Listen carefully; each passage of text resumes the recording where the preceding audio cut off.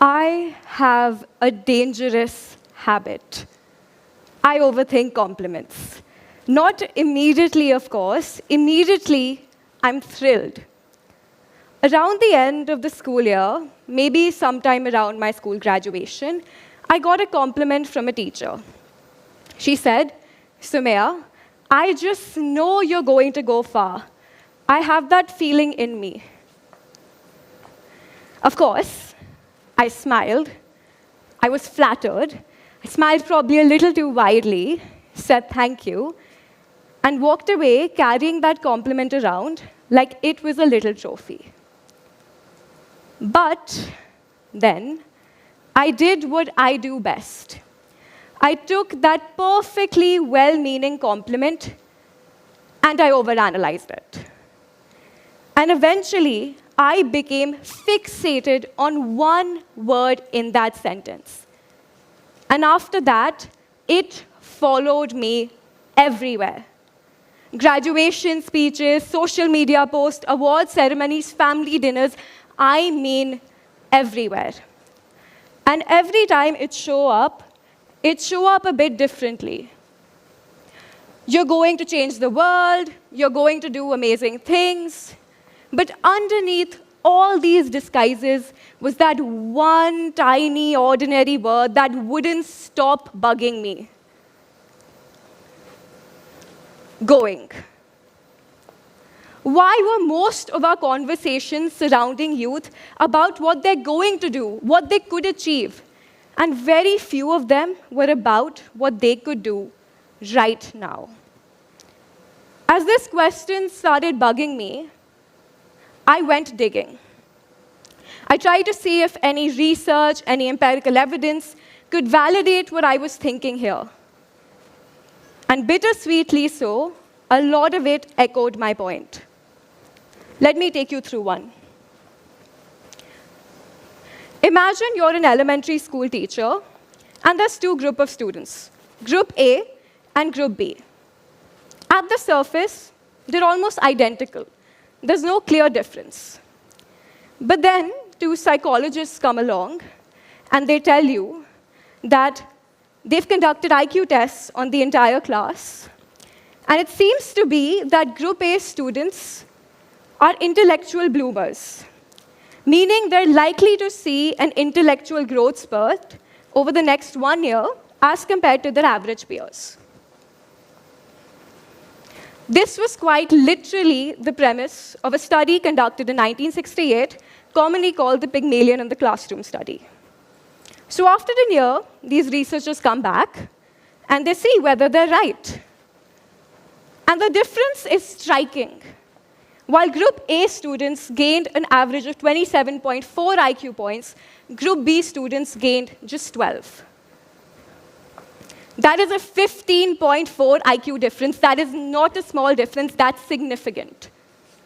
So it seems like the researchers were right. They truly found something. But here's the catch. Those students were chosen entirely on random. The IQ test results absolutely fake. All made up. The Group A students didn't have any higher intellectual ability than their average peers at the start. But you know what wasn't fake? The outcome. The outcome is very much real. And this really reminds me of a key point. Naturally, when you knew that these Group A students were smarter as an elementary school teacher, you'd give them that extra encouragement, you'd give them that extra time, that extra challenge, that extra attention, that extra follow-up question. Isolated, these steps, these actions, they might seem small, but together they sent a very strong message. I think you're capable of more. And guess what happened? Those kids ended up being capable of way more.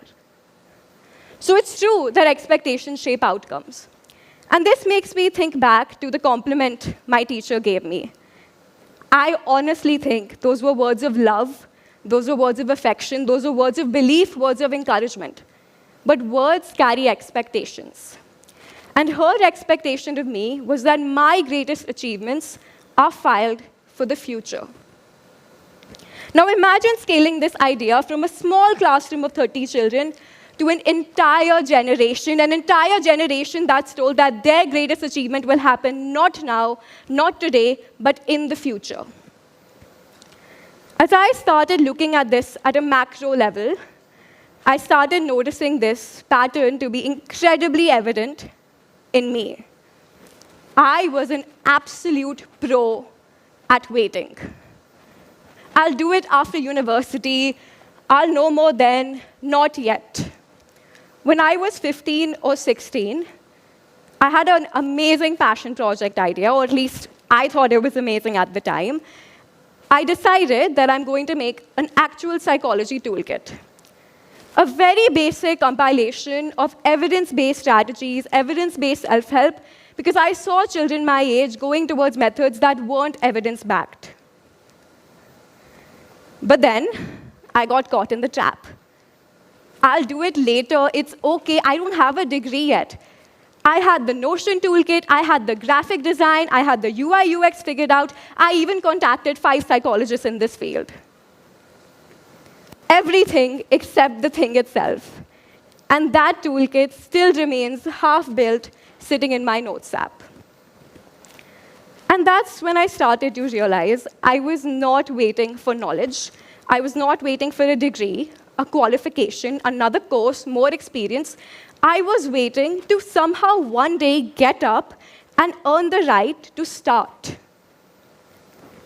And that's the thing. I never told myself I can't. I never told myself don't. Perhaps the way fear had to impact my actions, it had to be more convincing. Had to sound like it was rooted in preparedness. Like, not yet. When I finally went out to the real world and I crossed the invisible finish line of being an adult and turning 18, I saw this. 14-year-olds starting nonprofits that reach over 80,000 people. 15-year-olds publishing research that gets citations, gets spoken at a conference. 16-year-olds building an app, and not just any app, an app with 1 million users. 17-year-olds raising funding for their edtech startup. I'd love to tell you that the moment I saw this, I was suddenly inspired. I wasn't. I was annoyed and I was sad. Annoyed that they weren't following the timeline I had decided in my head, and sad for that Notion toolkit that stayed in my notes app. At a personal level, this might sound like a me problem. But I assure you, a lot of young people think the same way. So it isn't just an individual problem, it becomes collective. It becomes societal. And this has a cost. What ideas does it cost us? What initiatives never get started? What innovations never get built? And what opportunities quietly disappear? This is a problem about how we speak to the youth. It's not a me problem. It's not an individual problem. We don't need to believe more or less in the youth. We need to start believing in them now, today, from right now. Let's try something. Everyone. Think of one thing you've been putting off for later. Absolutely anything. Posting something, starting a nonprofit, maybe something as simple as writing a book, listening to more podcasts, anything. Now imagine a 12-year-old came on the stage and told you, hey, I'm doing exactly that. I can almost guarantee your first impression would be, wow, that's impressive. You wouldn't ask for their resume, you wouldn't ask for their experience, you wouldn't ask for their qualifications, you'd celebrate them. So why do we extend this generosity to others but rarely to ourselves? Why do we stop ourselves but encourage others? I'd like to tell you that I suddenly fixed all societal messaging. I obviously didn't. But I realized that, well, I can at least make a change for myself. I can at least try to catch myself the next time I say, I'm going to, I will, but not now. I could, but not yet.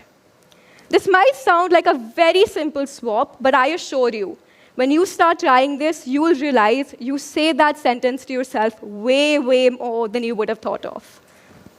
So I did. I wanted to reach out to some founders and creators whose work I found inspiring. And initially, I told myself, I can't do that because I'm just 18, I don't have a degree, I don't really have work experience.